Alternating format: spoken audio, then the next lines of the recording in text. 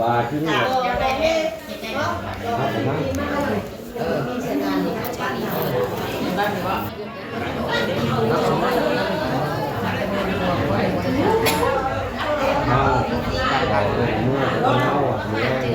าเมื่อเราแต่เนี่ยเอา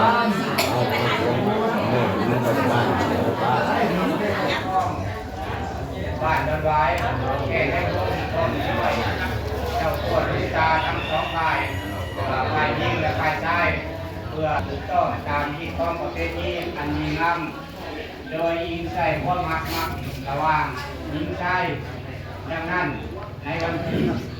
19 เดือน 2 2566ซึ่งองค์ปักมือใหม่เนาะทำกันปี2016จึงได้จบลงการสู่ขอพระเมียระหว่างเท้าจอมสวรรค์อายุ46 ปีจนเป็นลูกของข้าวร้อนนางแดงปัจจุบันอยู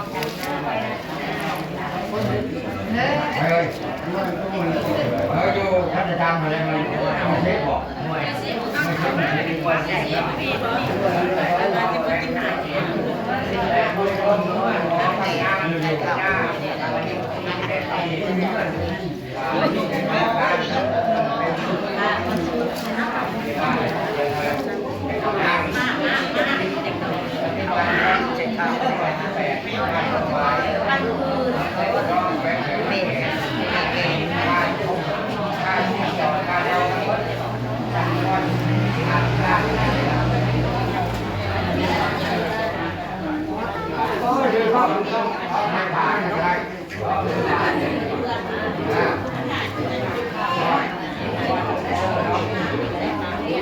เสร็จสัก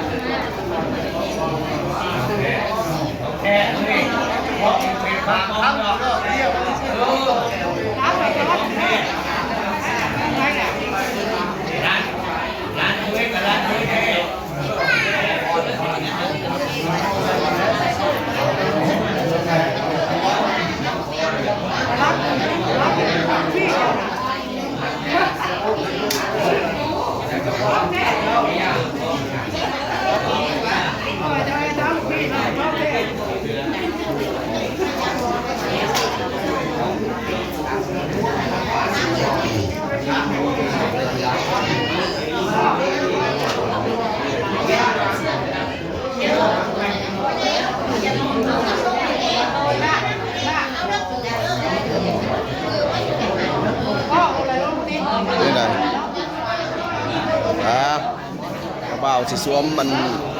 ซอยคอให้เจ้าสาวบัดเนาะสวมรถบ่บัดนี่นะที่ใด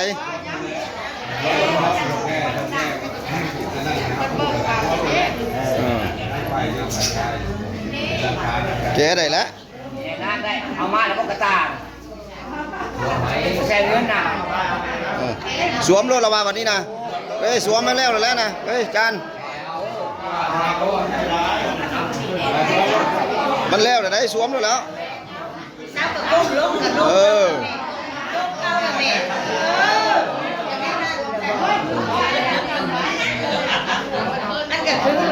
นะยากแค่กันเป็นถ้าประชาต้องปิดหนามหาผัวหมดเลยอ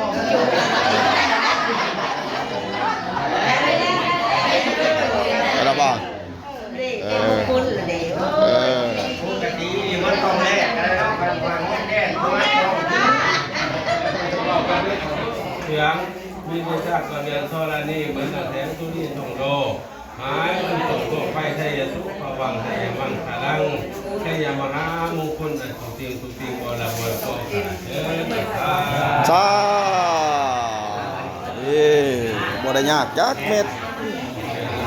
เว้าสั้นๆก้อมๆแต่ว่ามีความหมายหมอพรมันก็ได้ต้องเว้ายาวสาวยืดเว้าหลายมันจะเมื่อย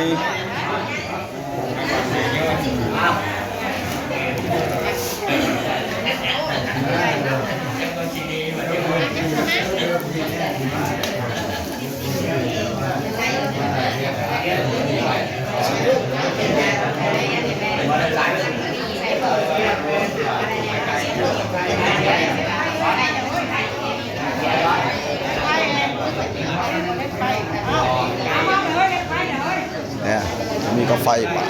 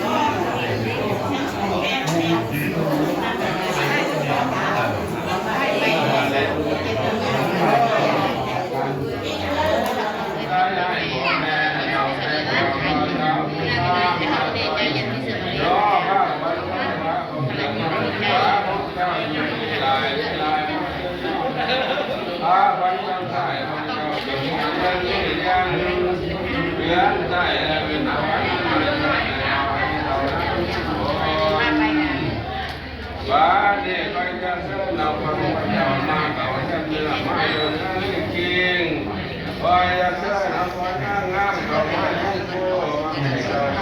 ว่าเนี่ยว่ามาคนเนื้อมาเด้อควันเด้อใส่เจ้ามาคนไทยแก้วมาเจ้าดอกก็ทัดดอกก็คุณจะเสียใจกันไปถ้าเดินรถหลดว่าดีใจแห้งเลย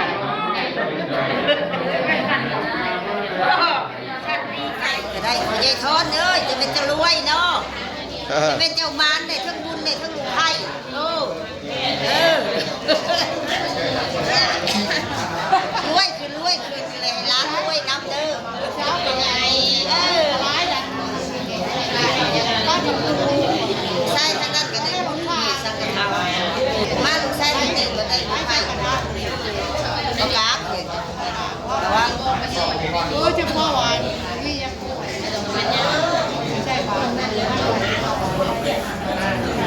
ของแผนหมอนั่นผัดเกิดก่อนมันก็เลยหยุดบ่ได้แผนหมอนี่ผัดเกิดน้ำหลังมาแบบจับจูดมันก็เลยเอาพร้อมกันบัดมันยุกเลิกบ่ได้ทั้งนั้นก็ได้คือหมอบางกับเมียพันทับงานร้องเพลงบัดนั่นดีก็ยุกเลิกบ่ได้อีกแล้วมันก็ได้ไปเลยเด้กระยามันได้หลายทางมันดีนะว่าเขาเจ้าเลยแค่แล้วก่อนนะเอานั่งก่อน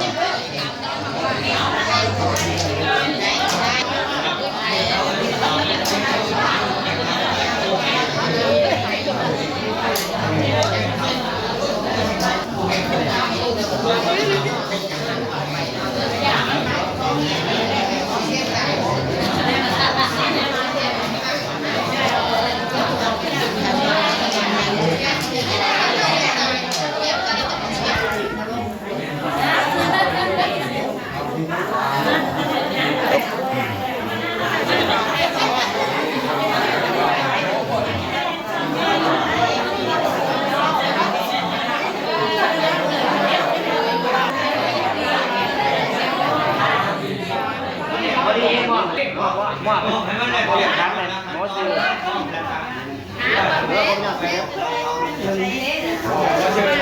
มอบให้ด้วย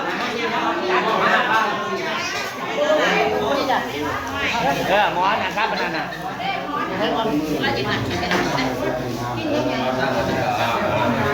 ร่างกายมาอีกกันว่าแล้ว มาลูกนี่โอ้แก้มาเขามาทำแก้มดีแข้งดีดีงานมอบรถมอบแล้วบริมอบแล้วได้เลยบ้านนี้เอาออก มาเจอกับกินนะแม่ เอาไรกินข้าวยีนแล้วจะมาบอกช้อนบาทฮะ เดี๋ยวเราพูดกันว่าทางนั้นกินโลดทางนั้นกินโลด กินรถแล้วกินถาลูกข้าว มาแรกกับไปถึง กินตอนนี้ก่อนตอนนี้ก่อน มันเออด้วยทำด้วย เพื่อนว่าเพื่อนอะไรตัวนี้ไหนนั่งกับเพื่อนว่าเพื่อนเนาะ เราไม่กล้าที่จะเรา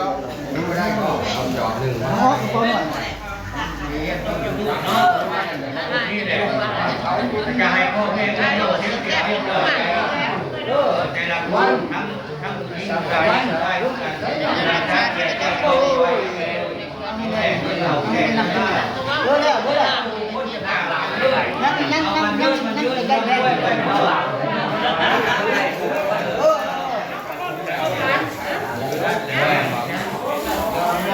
เขาฮ้อเลยพี่น้อง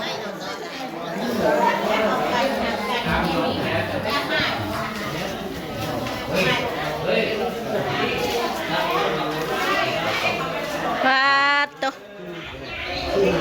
เตียงใหม่ป่ะนี่ เตียงก็ใหม่ป่ะปาคือเลิศเถอะวะเลิศมาก ให้เจ็บให้บ่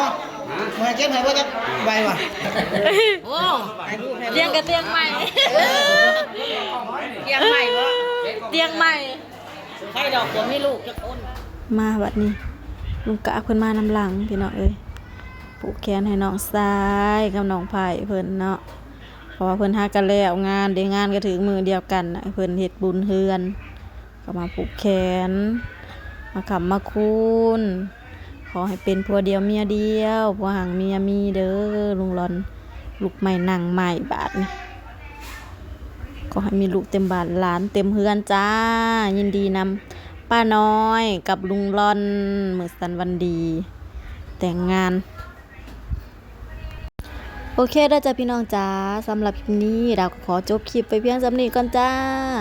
เก็บภาพบรรยากาศงานแต่งลุงล่อนเฮ็ดแบบอบอุ่นพี่น้องเฮ็ดงานน้อยๆตามหิตตามคองประเพณีลาวเฮาจ้าเจอกันคลิปหน้าเด้อพี่น้องเด้อ